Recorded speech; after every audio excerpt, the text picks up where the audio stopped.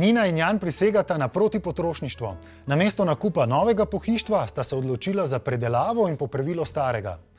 Svoje stanovanje sta domiselno poimenovala Huda luknja in iz njega naredila zanimivo spletno zgodbo.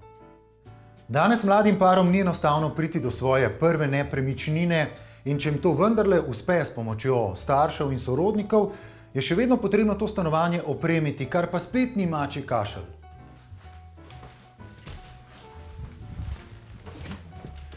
Obstajajo pa tudi alternative, ki se jih še posebej poslužujejo mladi, ki prisegajo na antipotrošništvo.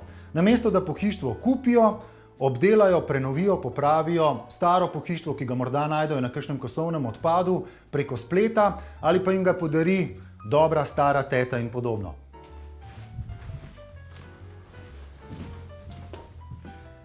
Tako sta se znašla tudi Nina in Jan, ki smo jo obiskali danes. Stanovanje sta zelo domiselno poimenovala Huda luknja in naredila celo zgodbo na Instagramu. Čemu točno je to namen, da to predstavite javnosti? Ta ideja je prvič prišla, ko sva živela v najemodajalskem stanovanju, in sicer v zelo majhni garsonjeri, pa sva jo poskušala nekako s čim manjšimi stroški urediti. In sva potem ful teh do-it-yourself projektov našla, na Pinterestu, se zgledovala po drugih stanovanjih tudi. In potem smo ugotovila, zakaj pa mogoče ne bi vidva naredila ene spletne strani. V Sloveniji je takih blogov o notranjem oblikovanju precej malo. Iz tega je potem nastala spletna stran, Facebook stran in Instagram. Ker pa sva se potem preselila v to stanovanje in je kar pol leta potekala prenova, sva potem zapustila to spletno stran in zdaj imava samo še Instagram Huda luknja. Ampak zdaj to stanovanje vajino stanovanje? To je zdaj najino stanovanje, ja, lastniško. Tole vajino stanovanje je res Huda luknja. Kakšna pa je bila, ko sta prvič vstopila van? Stara, tako bi rekel. Stara Huda luknja. Stara Huda luknja. Predvsem jo je ta zob časa precej načel, no. 2 sobi sta imela še v bistvu tapete. Ni bilo to seveda ful super in je imela idejo, da bova to obdržala. Jaz sem seveda tukaj nasprotoval na veliko. Plan je bil tak, zrihtava najprej 2 sobi. Te 2 sobi bodo v bistvu zato najprej urejeni, zaradi tega, da greva čim prej noter, da lahko spiva. Midva sva v bistvu takoj, ko sva se vselila, že živela tukaj noter, nisva imela nobene alternative.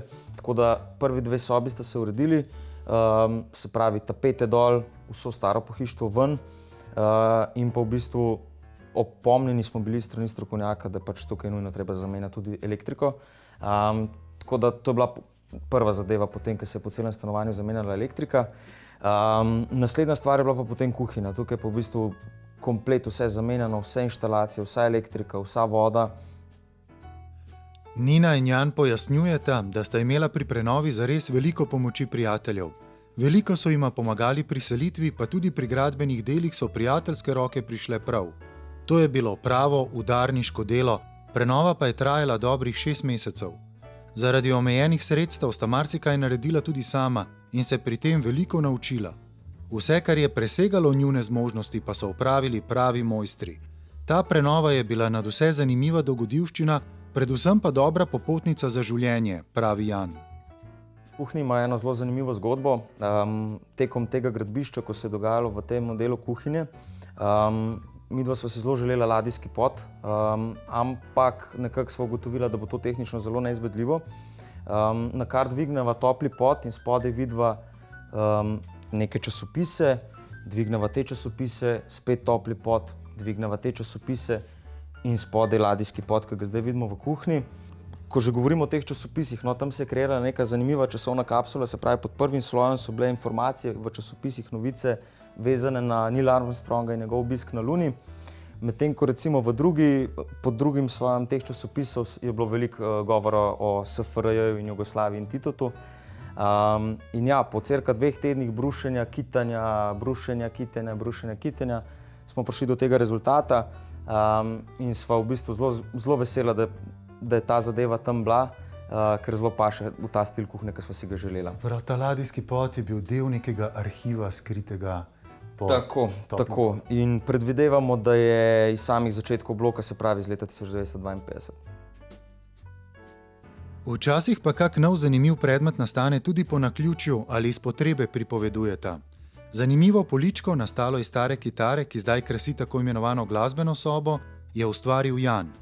Zato je nekoliko odgovorna tudi Nina, ki ji je kitara večkrat nesrečno padla iz rok in je bila že tako poškodovana, da je potrebovala novo uporabno vrednost. Jan je sam izdelal tudi klopco za preobuvanje, ki krasi vežo. Nina je podobno klopco opazila na spletu in se spomnila, da je imela takšno pred vhodom v hišo tudi njena babica. Ker česa podobnega nista našla v trgovinah, sta kupila lesen ploh in klopco naredila kar sama. Nina in Jan si stanovanje delita s psičko Sabo, ki sta jo prav sredi največje prenove posvojila iz zavetišča v Novem mestu. Saba je stanovanje zelo hitro sprejela in si ga po svoje tudi lasti. Njen največji prispevek k dekoraciji doma pa je, kot zatrjujeta Nina in Jan, umetelno in z občutkom obglodan naslon znamenitega stola Rex, ki ga je Nina dobila za rojstnodnevno darilo. Pred snemanjem sva bila kar malo v skrbeh, kako bo celo stanovanje se pospravilo v to kratkem času. Glede na to, da imava pa dva hišna ljubljenčka, so se pa stvari kar znormalizirale hitro. Imamo Sabo, kužka, in na drugi strani Rudija, to je robotski sesalec, tako da sta kar nekako se dopolnjujeta. Sabo hodi po stanovanju, pušča dlake, Rudi pa za njo in jih pobira. Rudija midva nadzirava lahko tudi kar iz službe in sicer prek aplikacije, kar je ful fino, ker točno veva, v katerem prostoru je in kater prostor bo najbolj čist, ko prideva domov. Po statistiki sodeč je Rudi zjutraj najrajši v kuhinji, Saba pa v dnevni sobi, popoldne pa se pol tudi zamenjata. Med prenovo stanovanja sem jaz sam naredil tale prag v kuhinji, pa me mačkam skrbel, kako bo ta robotski sesalec šel čez, ker je mačkam previsok. Pa moram reči, da do zdaj se še ni nikoli zahaklal, gre kar čez. Saba se v določenih letnih časih spušča precej dlake, tako da je ful fajn, ker ta Rudi robotski sesalnik ima te gumaste valjčke, s katerimi dejansko pobere čisto vsako dlako in na koncu vzameš ta valjček ven, ga daš pod pipo, spucaš, daš nazaj, pičimo dalje. Poleg tega, da sta ljubitelja živali, sta tudi ljubitelja rastlin. V stanovanju imata pravi mali botanični vrt, tudi v tem malem steklenjaku pred nami je polno nekih stvari noter. Kdo se ukvarja s tem? Komu je to najbližje?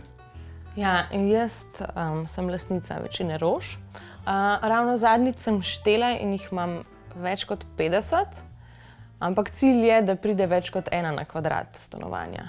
To je moj cilj. Aha, se pravi, koliko jih mora potem biti? Nekih 65, 68. Ja. Aha, blizu. Nina je recimo, to je njen najljubši hobi, ko se začne ta pomlad in se začnejo te bolšji sejmi, midva vedno letiva na Vič. In recimo Emo Celje luč, ki je na hodniku, je bila kupljena na Bušjaku. Je pa mogoče še ena zanimiva zgodba s to tablico, ki je tamle na steni. Med prenovo kuhinje, ko so se stari elementi v bistvu umikali sten stran metala, v bistvu, ker je to toliko stara kuhinja, da se včasih še nakurilo na šporhet, je v bistvu zadaj dimnik. In ta dimnik je bil pokrit s to tablico in jaz, ko sem to dol odšraufal, se mi zdela ful fajn. Sem rekel, nič ni na to, bomo zdaj spucali dal na steno.